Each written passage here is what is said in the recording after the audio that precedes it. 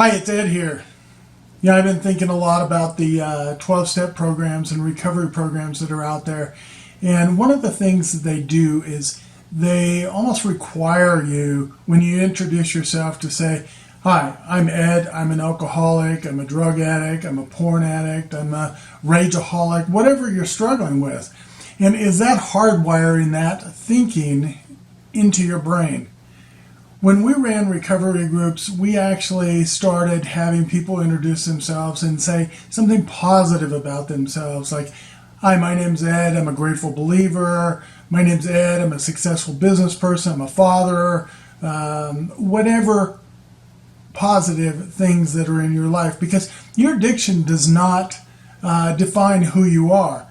But when we're hardwiring that into our brain, it becomes a habit. It becomes it becomes our identity. Your identity is not that you're an addict, that you're an alcoholic, that you're addicted to porn. That's just part of what you are struggling with. And it was really interesting that after a while, the people that had been there 3 or 4 months, they stopped talking about their addiction. Even though they were successful in their recovery, when they would come to the meetings, they would talk about what's positive in their life.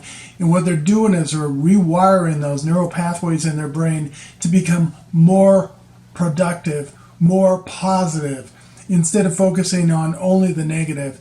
And, if we continue to focus on everything that's wrong with us, that's what we're going to begin to believe. You look at athletes, and when they standing up there on the hill, let's talk about a downhill skier, they visualize that run, and they firmly plant it in their brain before they even take to the slopes. A golfer does the same thing. They say golf is 80% mental, 20% physical. Because when a successful golfer, whether it's Phil Mickelson or Tiger Woods, they visualize that shot before they even pick up that club or swing that club.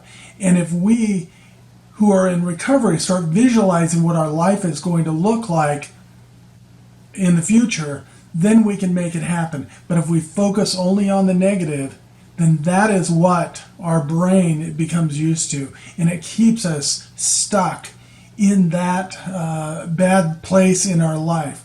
Let's not let addiction define who we are. Let's define it ourselves. Let's move forward. Let's focus on the positive. Stay focused on your recovery, but don't focus on all of the bad things that are happening in your life or have happened in your life. Focus on the future.